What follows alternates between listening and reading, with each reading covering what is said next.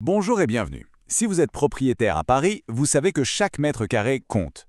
Et il y a une pièce, souvent la plus petite, qu'on a tendance à oublier alors qu'elle a un potentiel juste incroyable. Les toilettes. Alors aujourd'hui, on va voir ensemble comment les architectes transforment ce petit coin en un véritable atout pour votre appartement. Est-ce que vous avez cette impression que vos toilettes, c'est juste un espace fonctionnel, un peu perdu, sans vraiment d'intérêt? Et si on changeait complètement cette perspective? On va voir comment métamorphoser cette pièce pour qu'elle participe vraiment à la valeur et au confort de votre lieu de vie. Allez, on commence tout de suite avec le plus important, le pilier numéro 1, l'espace. Parce qu'il ne s'agit pas juste de gratter quelques centimètres par-ci par-là. Non, l'idée c'est de repenser complètement la perception du volume. Bon, ça je ne vous apprends rien, on vit tous avec cette réalité. Cet espace, il est tellement précieux qu'on ne peut plus se permettre de le gaspiller. C'est pour ça que la toute première étape, c'est une véritable chasse au mètre carré perdu. Et le premier coupable, c'est souvent la porte.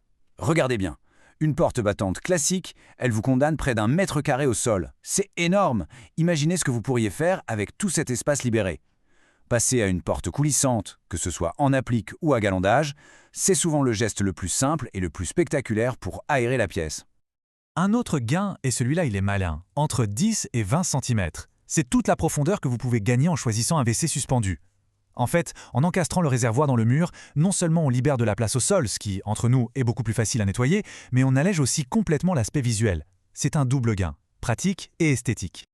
Bon, maintenant qu'on a gagné de l'espace réel, on va tricher un peu et jouer avec la perception. Comment on fait paraître la pièce plus grande? C'est simple, c'est une histoire de lumière et de lignes. Les couleurs claires, évidemment, elles réfléchissent la lumière. Le grand miroir, c'est le grand classique, mais ça marche à tous les coups. Il double littéralement la sensation de profondeur. L'éclairage indirect, lui, va effacer les ombres qui ont tendance à rétrécir l'espace. Et enfin, le carrelage grand format, avec très peu de joints, crée une surface qui semble s'étirer à l'infini. On attaque le deuxième pilier, le rangement. Parce que des toilettes bien pensées, c'est un endroit où chaque chose a sa place, sans que ça ressemble à un débarras. Le secret, c'est l'intégration discrète et intelligente. Alors voilà 3 solutions de la plus simple à la plus intégrée. Les étagères flottantes, pas très profondes, c'est parfait pour quelques objets déco ou les produits du quotidien. Ensuite, les niches murales. Ça, c'est génial. On utilise l'épaisseur perdue des cloisons pour un rangement qui ne prend aucune place. Et pour le maximum de volume, le meuble pont, au-dessus des WC, vient exploiter un espace qui est 99% du temps totalement inutilisé. Et attention, qui dit rangement ne dit pas forcément moche. Au contraire, une niche que vous habillez avec le même carrelage que le mur devient un vrai élément de style. Des jolis paniers en matière naturelle ajoutent de la chaleur tout en cachant ce qui doit l'être. La fonction et le style peuvent et doivent aller de pair. Ok, maintenant on rentre dans le vif du sujet, la partie un peu plus technique, mais elle est absolument fondamentale. Le choix des équipements, c'est ce qui va faire que votre projet est une réussite, ou pas. C'est là que les détails comptent. Voilà un mot à retenir, le bâti support. C'est un peu le héros invisible de vos futures toilettes. C'est cette structure en métal qu'on cache dans le mur et qui fait tout le travail. Elle soutient la cuvette, elle dissimule la chasse d'eau, elle assure une solidité à toute épreuve. C'est vraiment la pièce maîtresse du système. Alors, comment on le choisit? En fait, c'est assez logique. Tout dépend de votre mur. Si vous avez un mur porteur, en béton ou en brique, un modèle mural classique suffit. Par contre, si c'est une simple cloison en placo, il vous faudra un modèle autoportant, qui va reposer sur le sol. Et bien sûr, si vous êtes sous les toits ou sous un escalier, il existe des modèles bas, plus petits. L'important, c'est vraiment d'adapter la technique à ce que vous avez déjà. Une fois que vous avez le bâti support, on passe au reste. Et là, regardez bien ces chiffres. Un WC suspendu compact, on peut descendre sous les 50 cm de profondeur. C'est un gain de place énorme. Côté lave-main, c'est pareil. Les modèles d'angle ou les versions murales, qui font parfois à peine 15 cm de profondeur, permettent de caser un point d'eau là où on pensait que c'était tout simplement impossible. Voilà, la structure est en place, les équipements sont choisis. Il est temps de s'attaquer à la touche finale, ce qui va vraiment donner une âme et un caractère à la pièce. L'habillage des murs et la déco.